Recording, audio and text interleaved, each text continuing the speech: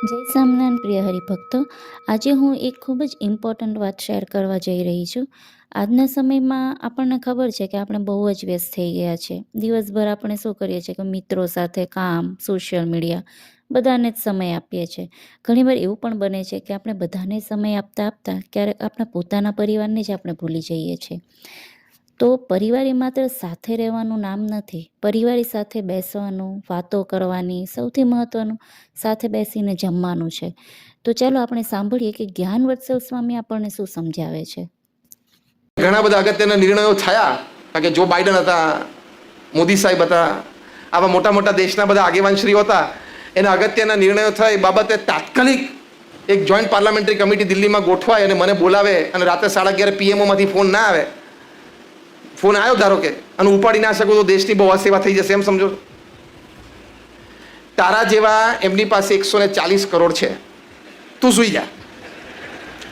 અને જેને બોલાવાના હશે ને એને ટાઈમે બોલાવી લે છે. જેને બોલાવાના હોય છે બધાને ટાઈમે બોલાવી લે છે. કોકને પીએમઓ દ્વારા, કોકને સીબીઆઈ દ્વારા, કોકને ઈડી દ્વારા. જેને બોલાવાના હોય છે ને બધાને ટાઈમે બોલાવી લે છે. તું સુઈ જા, તું ચિંતા ના કરીશ. એટલે આપણને આપણા જીવનની કિંમત નથી. પ્રોફેસર મોરોવિટ્સે અમેરિકામાં સંશોધન કર્યું કે એક લાઈફલેસ હ્યુમન બોડી બનાવવું હોય તો કેટલા ડોલરનું બને. જીવ નહીં હોય અંદર, ખાલી શરીર જ. તેમણે કહ્યું કે $5 ટ્રિલિયન બને. અમેરિકાનું દેવું નથી આટલું. તો 100 વર્ષનું જીવન જીવવું એટલે આ પ્રોફેસર મોરોવિટ્સે કીધું કે 1 સેકન્ડ આપણી 5 કરોડ રૂપિયાની છે. અને તમે લાલ બટન દબાવો સીધા 45 મિનિટ કાઢી નાખો. મૂર્ખામી જ છે ને. એટલે એ ખોટો સમય આપણો ઘણો બધો જાય છે, કારણ કે આપણે જીવનને સમજ્યા નથી કે જીવનમાં મારે પરિવારને પણ સુખી કરવાનો છે, ધન સમૃદ્ધિ પણ મેળવવાની છે, 5-25 જણાનો રોજગાર પણ ઊભો કરવાનો છે, નાની મોટી સમાજ સેવા પણ ક્યાંક કરવાની છે, નાની મોટી દેશ સેવા પણ ક્યાંક કરવાની છે, ભગવાન પ્રત્યેની પણ શ્રદ્ધા રાખીને ભક્તિ કરવાની છે. આ બધું જ જીવનમાં કરવાનું છે. તો તમને 70-80 વર્ષે છાતી ઉપર હાથ મૂકીને સંતોષ માની શકશો કે હું મારું જીવન ખૂબ સારી રીતે જીવ્યો. બાકી તો પૃથ્વી પરથી રોજ 1.5 લાખ જાય છે. 24 કલાકમાં રોજના 1.5 લાખ લોકો પૃથ્વી ઉપર જાય છે. 24 કલાક એટલે 86,200 સેકન્ડ. દર 2 સેકન્ડે 3. આપણે આ પ્રવચનની શરૂઆત કરીને લગભગ અડધો કલાક થયો, 30 મિનિટ થઈ, એટલે 1800 સેકન્ડ થઈ, 2500 ગયા. રોજના 1.5 લાખ. અને ભગવાનની ઈચ્છા હોય અને કાલ સવારનું આખું ફોકસ 26મી તારીખનું કલોલ ઉપર મૂકી દેતો કે 1.5 લાખ અહીંથી જ ઉપાડવા છે, તો આખા શહેરનો કાર્યક્રમ પૂરો કરી નાખે. એટલે જીવનને સમજવું પડે કે આ 70-80 વર્ષનું જીવન છે, 5-10 પ્લસ માઇનસ ભગવાનની ઈચ્છાથી, એ કેવી રીતે જીવવું. તો એમાં પ્રથમ વાત પારિવારિક મૂલ્યો માટે પ્રમુખ સ્વામી મહારાજ આ કરતા કે તમે તમારા પરિવારજનો સાથે સમય વિતાવો. પ્રમુખ સ્વામી મહારાજને આટલી જવાબદારી વચ્ચે અમારા સંતો માટે કેટલો સમય વિતાવ્યો છે. તમારે તો 2 જ દીકરા છે, તો એને મોટા કરતા કરતા એક દીકરી દીકરો એને 20 વર્ષના કરતા સુધીમાં તો તમે લગભગ 5-10 વખત પતિ પત્ની બંને આમ હાથ જોડીને, હાથ પછાડીને બોલી ગયા હોય કે આના કરતા તો તું અધૂરું વાક્ય પૂરું કરો. તમે ઘણું બધું બોલ્યા છો, આના કરતા તો તું એમ કહીને પાછળનું અડધું વાક્ય ઘણું હશે. અમને 1200 સંતોને પ્રમુખ સ્વામી મહારાજ દીક્ષા આપીને આજે અમને 1200 સંતોને મહંત સ્વામી મહારાજ સાચવી રહ્યા છે. આમ તો 1300 સુધી મહંત સ્વામી મહારાજ હમણાં 108 જણાને દીક્ષા આપી ચાણસદમાં. તો 1300 જણા માટે કોઈ દિવસ મહંત સ્વામી મહારાજ એવું બોલ્યા નથી કે મારે આમને કેમ કરવું, શું કરવું, કેવી રીતે ચલાવવું. એટલો જ પ્રેમ. A saint can love like 1000 mothers. એક સંત છે 1000 માતાનો પ્રેમ આપી શકે છે. એ અમે 1300 સંતોએ પ્રમુખ સ્વામી મહારાજને મહંત સ્વામી મહારાજ પાસે અનુભવ કર્યો છે. એક સંતને તમે પૂછો તો પ્રમુખ સ્વામી મહારાજ, મહંત સ્વામી મહારાજના 100 પ્રસંગો એની પાસે પર્સનલ 1-on-1 બનેલા છે.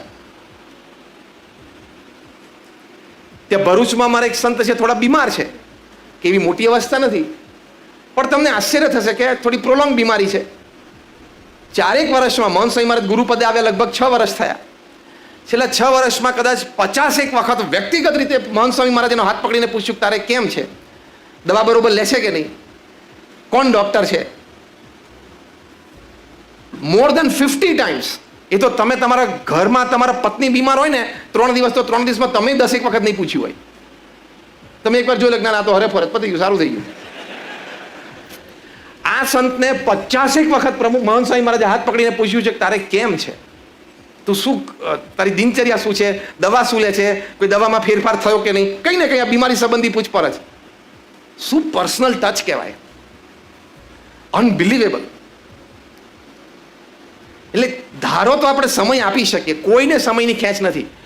કોઈ એમ કહે કે મારે સમય બહુ ટૂંકો પડે છે, તો સમજવાનું કે બેમાંથી એક કારણ, કાં તો તને સમયનું આયોજન આવડતું નથી, કારણ કે 24 કલાક બહુ સમજીને ગોઠવ્યા છે. જો બાઇડન પાસે પણ 24 કલાક છે, મોદી સાહેબ પાસે પણ 24 કલાક છે, પ્રમુખ સ્વામી મહારાજ, મહંત સ્વામી મહારાજ પાસે પણ 24 કલાક હતા ને છે, અને આપણી પાસે 24. આ તો સારું છે, આપણે અત્યારે ભગવાન પ્રગટ નથી થતા. બાકી પ્રગટ થાય પહેલો પ્રશ્ન 24નું તમે ગોઠવ્યું કેવી રીતે?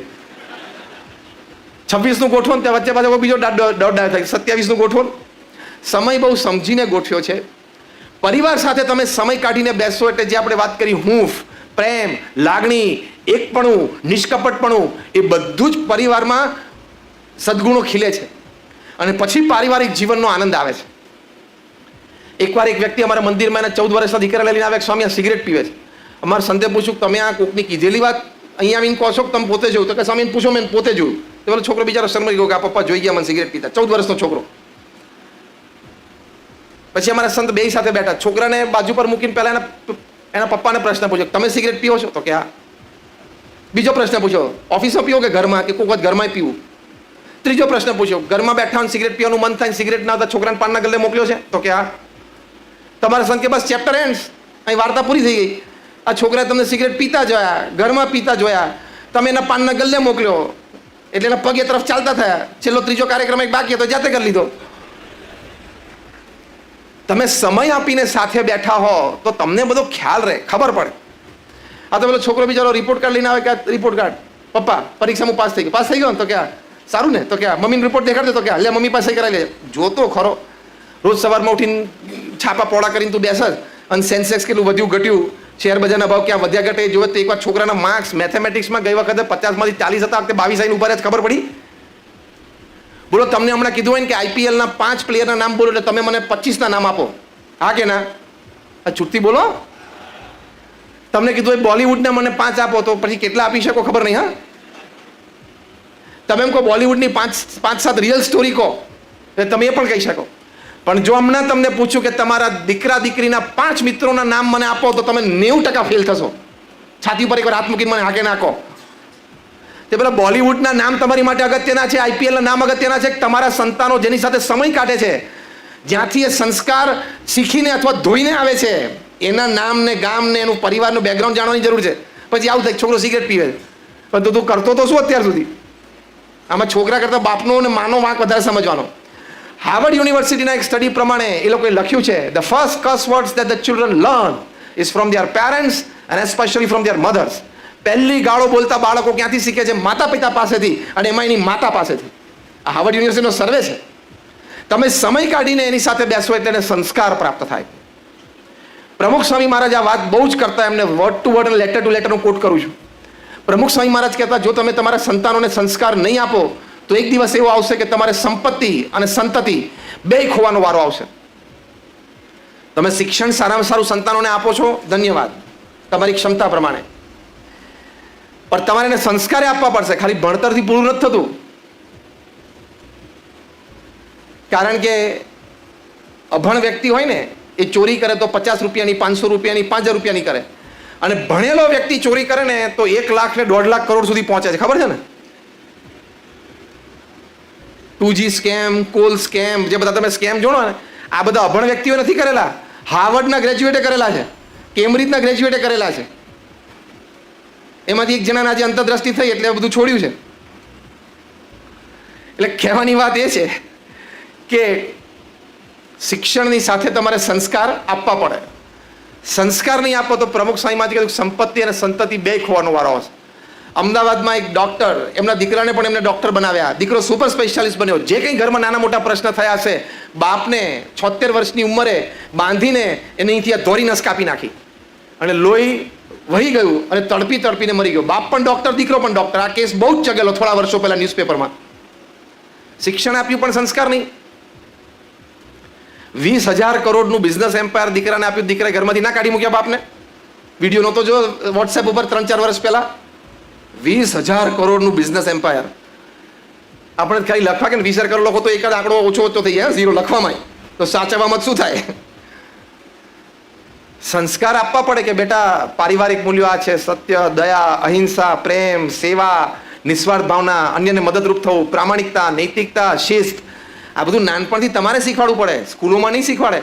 કારણ કે સ્કૂલમાં પાછો ગણપતિનો શરૂ કરશે ને તો તમે શિક્ષણનું ભગવીકરણ કરો છો. તમે બિન સાંપ્રદાયિકતાનો અર્થ નથી સમજ્યા. આવી વાતો પાછી ચગે. એટલે ગણપતિનો નહીં ચાલે, ગધેડાનો જ ચાલશે. પછી મોટો થઈને કેવો થાય?